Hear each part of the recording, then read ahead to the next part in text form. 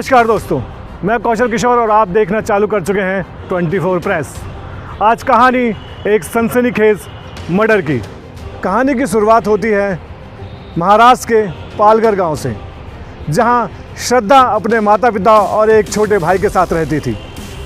श्रद्धा जब 27 साल की हुई तो उसने मुंबई का रुख किया नौकरी करने के लिए। जब वह मुंबई पहुंची, मुंबई में वह एक कॉल सेंटर में जॉब करने लगी। कॉल सेंटर में उसकी मुलाकात एक शख्स से हुई जिसका नाम था आफ्ताब। धीरे धीरे दोनों में दोस्ती बढ़ने लगी। दोस्ती कब प्यार में बदल गई ये पता ही नहीं चला। ये बात है 2018 की, जब आफ्ताब पुणेवाला और श्रद्धा वालकर में घनिष्ठ प्यार हो चुका था। ये रिश्ता 8-9 महीने तक ऐसे ही चलता रहा और उन्होंने फिर लिव इन में रहने का फैसला किया। वो मुंबई में ही एक फ्लैट किराए पर लेते हैं और वहाँ लिविंग में रहने लग जाते हैं। 2019 में जब श्रद्धा अपने घर आती है तो अपनी माँ को बताती है कि उसे एक लड़के से प्यार है, लेकिन जब उसके रिलीजन के बारे में बताती है तो वह अपने फादर को भी बताती है, तो घर वाले इस रिश्ते से खुश नहीं होते हैं। इस बात पे उसकी घर वालों से नोकझोंक भी होती है। घर में हुई नोकझोंक के बाद वो दोबारा मुंबई आती है और फिर वहीं रह जाती है। और इससे दौरान उनके माँ बाप से, अपने माता पिता से जो कांटेक्ट है वो भी बहुत कम हो जाते हैं। लेकिन माँ तो माँ होती है, वो कभी कभी श्रद्धा को फ़ोन कर लिया करती थी, उसका हाल चाल पूछ लिया करती थी।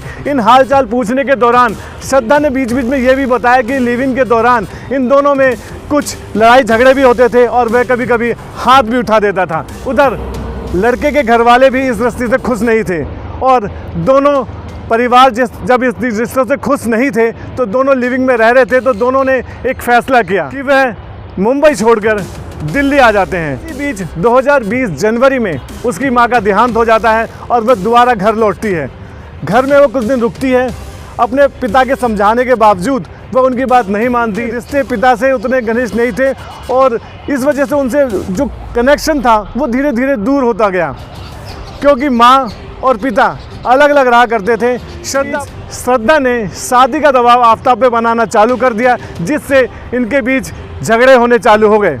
8 मई 2022 श्रद्धा और आफ्ताब दिल्ली आ जाते हैं। दिल्ली में कॉमन फ्रेंड के थ्रू उन्हें छतरपुर में एक मकान मिलता है जिसे वो रेंट पे ले लेते हैं। ये वही मकान था जहां ये सारी वारदात हुई है। ये वारदात है 18 मई की। 18 मई को किसी बात पे आपस में नोकझोंक होती है और श्रद्धा उस पर शादी का दबाव बनाती है और इसी बीच दोनों की लड़ाई और हाथापाई चालू हो जाती है। इसी बीच आफ्ताब अपना आपा खो देता है और वह अपना टेम्पर लूज़ कर देता है और वह श्रद्धा का गला जब तक दबाता रहता है जब तक उसकी सांस रुक नहीं जाती। अब श्रद्धा मर चुकी थी, उसकी डेड बॉडी उसके सामने पड़ी थी।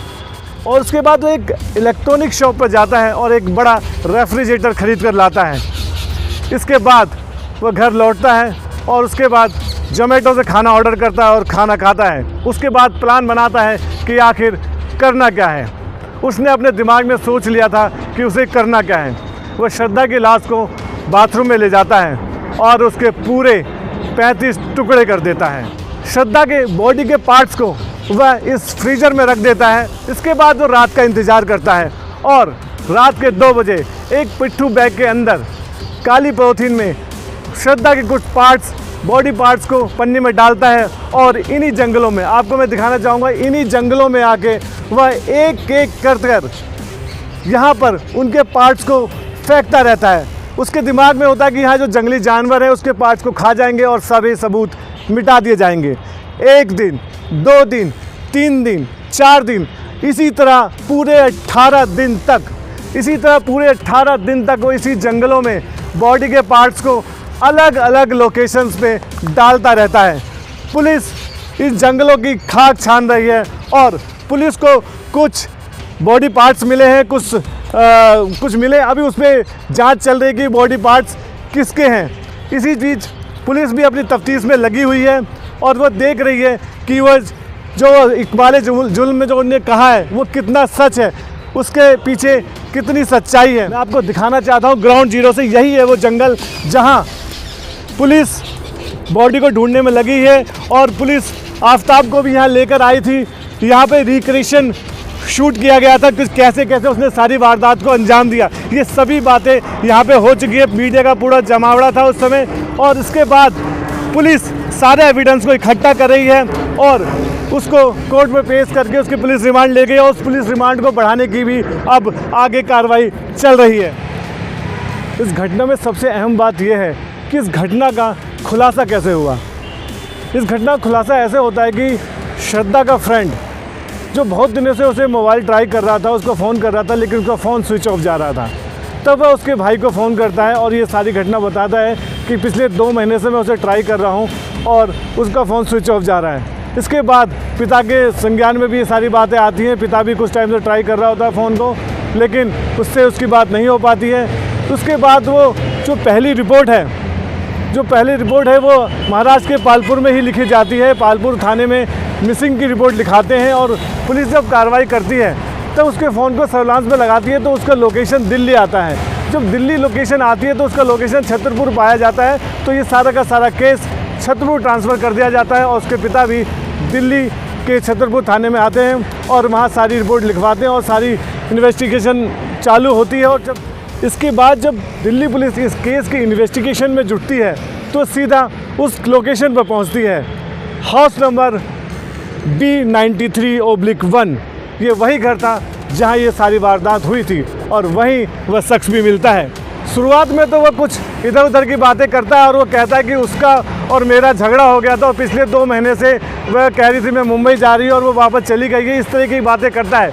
लेकिन जब पुलिस सख्ती दिखाती है और उसे थाने लाके उसे कड़ाई से पूछताछ करती है, तब ये राज खुलता है और इस राज से पूरी दिल्ली ही नहीं पूरा देश दहल जाता है। अब देखना ये होगा कि दिल्ली पुलिस इस केस को कैसे इन्वेस्टिगेट करती है और इसमें क्या क्या तथ्य और निकल के सामने आते हैं और इस केस को कैसे अंजाम तक पहुंचा पाती है और आफताब को किस हद तक सज़ा दिलाने में कामयाब रहती है। अब सारी कार्रवाई, सारी वारदात सबूतों पर आकर टिक गई है, क्योंकि कानून सबूत मांगता है। इस केस में आगे क्या प्रोग्रेस होगी वो भी हम आपको दिखाते रहेंगे। आप देखते रहिए 24 प्रेस, आपकी आवाज़ आपके साथ।